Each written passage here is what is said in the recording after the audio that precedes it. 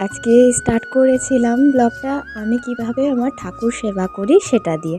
প্রথমেই আজ সকালে উঠে আমার সমস্ত সকালের যা যা কাজ থাকে সেগুলো সেরে নিয়েছিলাম। এরপর স্নান করে বাসন ধুয়েছিলাম, ঠাকুরের ফুল তুলেছিলাম। তারপর আস্তে আস্তে আমার মহাদেবকে স্নান করিয়ে নিয়েছিলাম। এরপর মুছিয়ে নিয়ে ভালো করে রেখে আস্তে আস্তে একটা একটা করে আমি সব কাজগুলো সেরেছিলাম। এরপর যেমন আমার গপুকে আমি স্নান করিয়েছিলাম। এগুলো আমার সব ভালো লাগার জিনিসের মধ্যে এগুলো একটা। আমি মোটামুটি এখানে 1 ঘন্টা মতো আমার শুধু ঠাকুর পুজো করতে লাগে, আমাকে জোর করতে হয় না, আমার নিজে থেকেই আসে একদম ছোট্ট থেকে। তাই প্রথমে গপুকে স্নান করিয়ে দিয়ে গপুর সমস্ত কিছু করে নিয়ে গপুকে খেতে দিয়ে দিয়েছিলাম।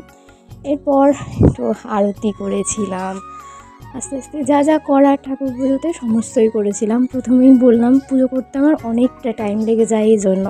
তারপর পুজো শেষে জামা কাপড়গুলো ছাদে মেলতে গিয়েছিলাম। এত রোদ ছিল মনে হচ্ছে যেন আমি এখনই মরে যাব। তাই তাড়াতাড়ি ছাদ থেকে জামা কাপড়গুলো মেলে দিয়ে এলাম ছাদে গিয়ে। তারপর নিচে এসে খাবার